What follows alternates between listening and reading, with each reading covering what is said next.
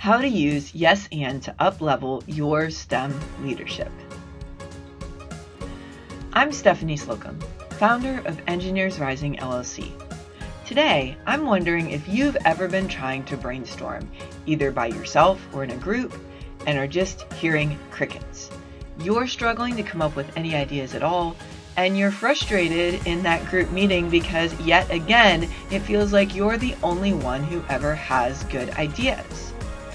Or maybe you need to give some sensitive feedback to someone you're managing, either up or down, and you're not sure where exactly to start.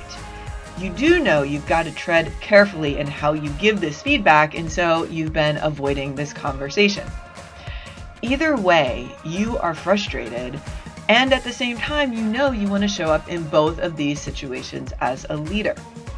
And so today, I want to share with you a simple shift that you can make with the two words yes and that make your ability to both generate and facilitate innovative new ideas in a meeting easier, as well as giving sensitive feedback.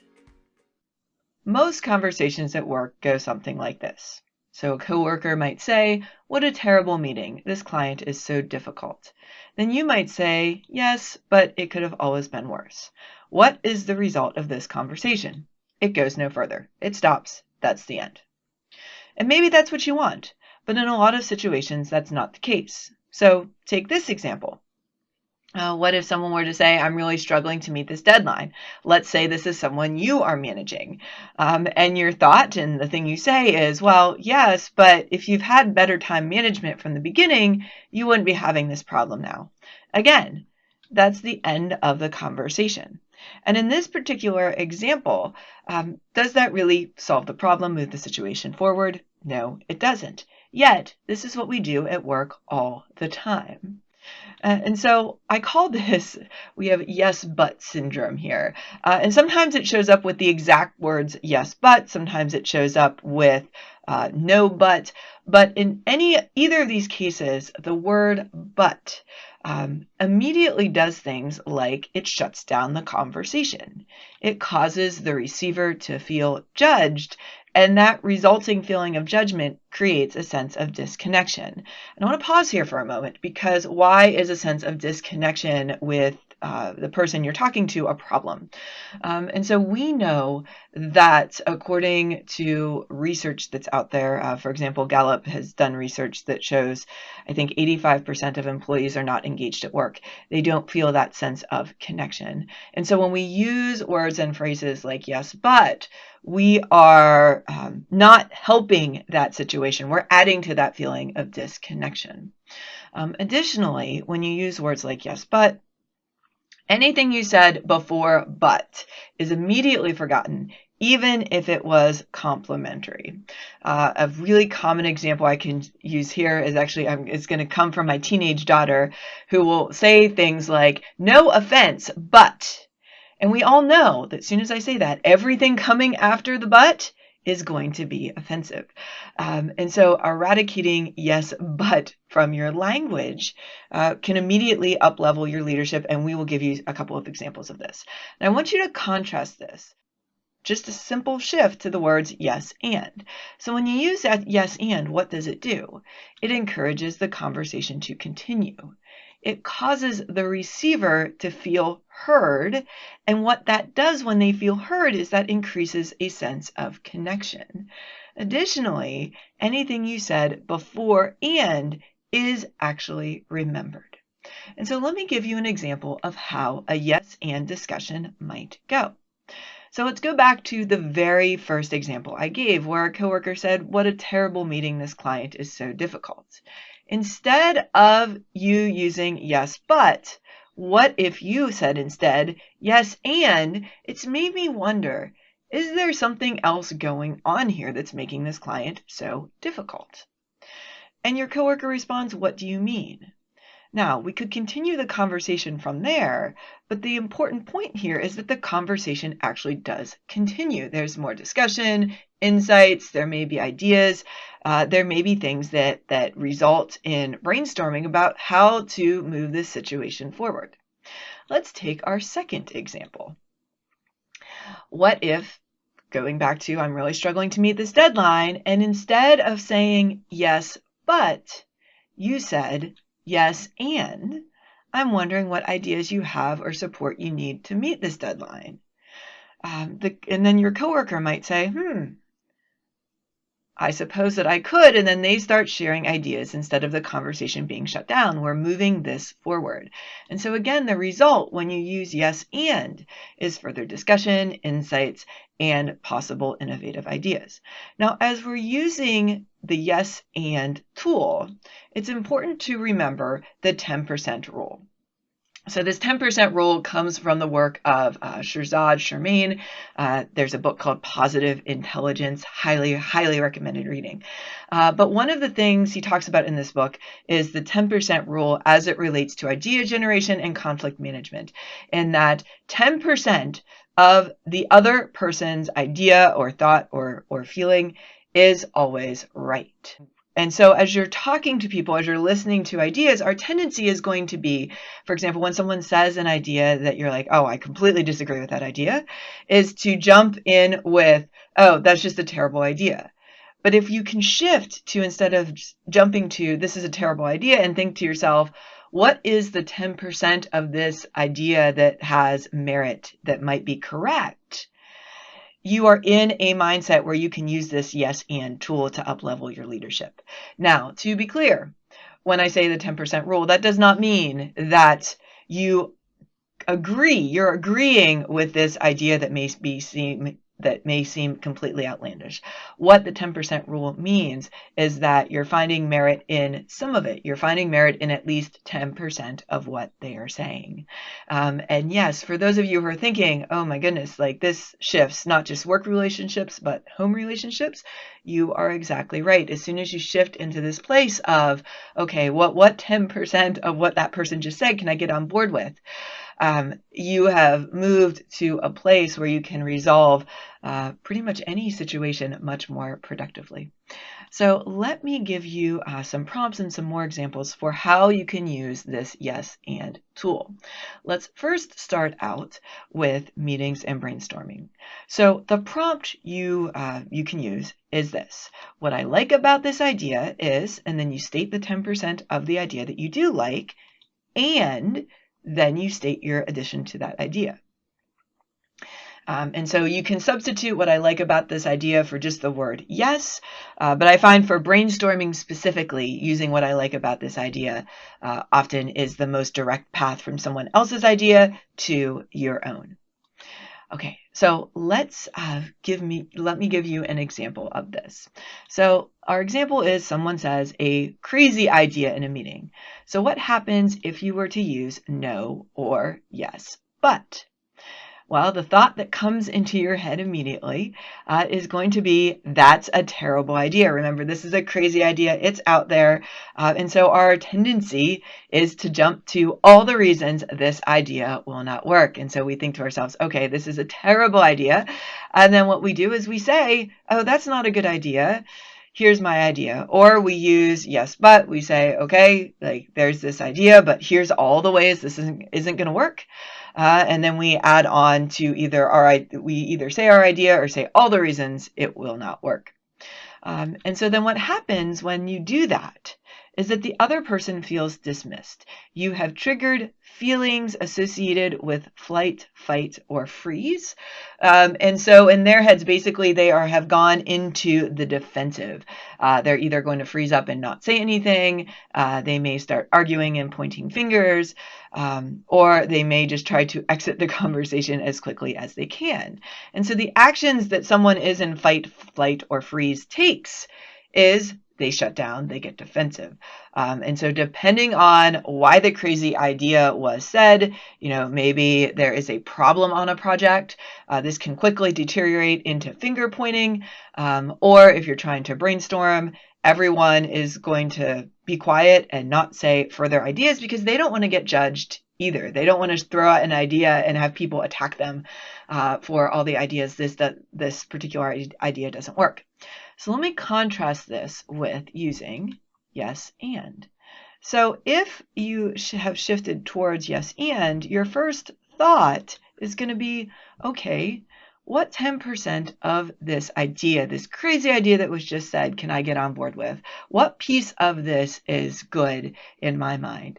And then what you say is, what I like about this idea is that 10%. And I would love to see us also find a way to, share your idea that you have. When you do that, what happens is the person that said the first idea, and remember, you only agreed with 10% of it, that person feels heard. And when they feel heard, now they're ready and willing and able to either take the feedback from your idea, and what you've done is you've triggered feelings associated with problem solving and innovation. And so when you use this yes and in a meeting, when this happens, what you immediately feel is that the energy in the meeting goes up. Now, all of a sudden, other people are actively engaged. They start sharing their ideas, and people leave the meeting feeling really positive, feeling like they are empowered to move things forward. And everyone feels this sense of, moving down the path, even if all you did was facilitate this kind of brainstorming for a problem you had in a meeting. And so that's one example for the meeting situation. What about when you need to give sensitive feedback? And so the prompt here is very similar. Again, we're focusing on yes and, so what can we say that's positive, and we add the rest of what we want to add. And so here the language would be, what I like about what you did or how you showed up in this situation is, then you state the 10% that you do like, and it can be more than 10%, but again, focusing on, no matter how much you disagree with how someone showed up in a particular situation, what is 10% about what they did that is right? That's where you want to start.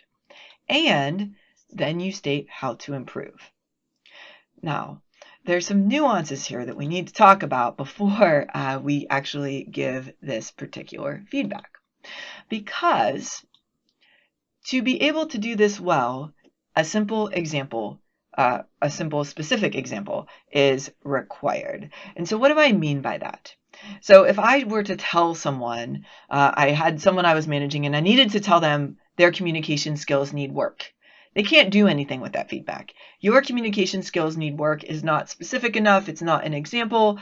They can't take that, improve in a particular situation, and run with that. Now, if I contrast that with giving the feedback that, in yesterday's meeting, I noticed you really spoke up, and then when you did and someone questioned your ideas, it seemed like you were not prepared to respond to those questions in a professional way. That's very different kinds of feedback. And that second one, I can look at that and say, okay, and then we can quickly move towards here are a couple ways, here's some tools that you can use to respond better in the future. But notice the very distinct difference between saying your communication skills need work and a very particular example.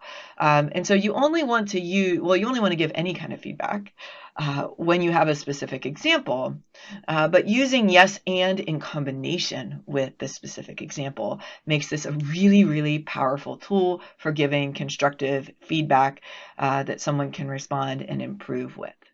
Now, the other piece of this is that regardless of if you're using yes and or any other kind of tool, when you're giving sensitive feedback, it needs to be done in a one-on-one direct conversation, preferably either via video chat or in person. I know it is tempting for some of these things to send a bunch of emails or send it via chat or text or all of those things. But here's the trouble with this. And so when you're giving sensitive feedback, we know that something like 80 to 90% of what we're communicating is done through tone of voice and body language. And so when you try to give feedback via email or via text or any other straight up written format, you are missing out on 80% of the communication by only writing it down. And so if we're using the yes and tool, you can use the yes and tool in email as well, but if you're using it specifically to give sensitive feedback, You need to be using it in a format where you are talking directly to someone via video, via in person, phone, if that would be like the absolute worst case scenario, that you would go to phone if you don't have the other two options. So let's look at an example. This particular example is, let's say you're managing someone, you need to give feedback to them following a bad attitude in a meeting. And so I'm going to kind of walk you through. We're going to use the yes and twice, as well as inquiry, open-ended questions using starting with how or what are usually two of the best questions to be using in this sort of sensitive feedback situation. And so the first thing is, let's say you're the manager and you could say something like, "What I like about how you showed up in this situation is your proactiveness and willingness to speak up. And I would like to see you apply more situational awareness around how the words you choose are perceived and affect your ability to be perceived as an emerging leader or a team player." Now, I'm going to share a couple, ways this conversation could go. Obviously, conversations are rarely work out exactly as scripted. But I want you to notice as we go, again, the use of inquiry, the use of open-ended questions, as well as where yes and shows up again here. So after you use the yes and statement, you could then say, "In this meeting, you said," and then you give your specific example. "If the roles were reversed, how do you think the situation would make the other person you said this to feel?" You could then say, or the employee might say, "I didn't really think about it at the time, but I guess I'd feel attacked." You as the manager might say, "Is that a feeling you want to be associated with your professional reputation?" The employee would, of course, say, "No, not at all." And then you as the manager could ask, "Well, how do you want to be perceived in this sort of situation?" The employee might say, "As someone who is respected for their abilities and on a leadership path trajectory." And then finally, you as the manager could bring the yes and back.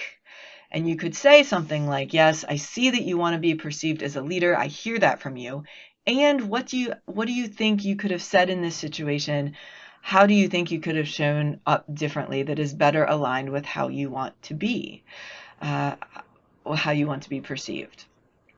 And then if the employee might say ideas, and as they say each of those ideas, again, use yes and. "Yes, what I like about that idea you just said is this, and I'm wondering, or I'm thinking about, or this is coming up for me." And then you just keep on going back and forth until you come to a resolution. So remember, yes and up-levels your leadership. It builds connections with your team and coworkers. It allows you to come up with more innovative ideas, and it's a tool you can use to give sensitive feedback. In contrast, anything with the word but, so yes but and no but, doesn't build connection with your team. It shuts down conversations, and it won't move you forward proactively for any either relationship or technical problem that you want to solve. We've been talking about yes and as a leadership tool throughout this video today. So before you go, I want to invite you to download my free white paper on the She Leads STEM 100 Leaders Project. If you are a woman, identify as a woman, or are a non-binary individual in STEM, or simply someone who is committed to gender equity in STEM, this is for you. I interviewed more than 100 STEM emerging and current leaders, and this map shows the trends of what individual skill sets and mindsets it takes to rise into leadership, as well as what organizations can and are doing to support women and non-binary individuals within those organizations. You can get that white paper by clicking the link in the video description.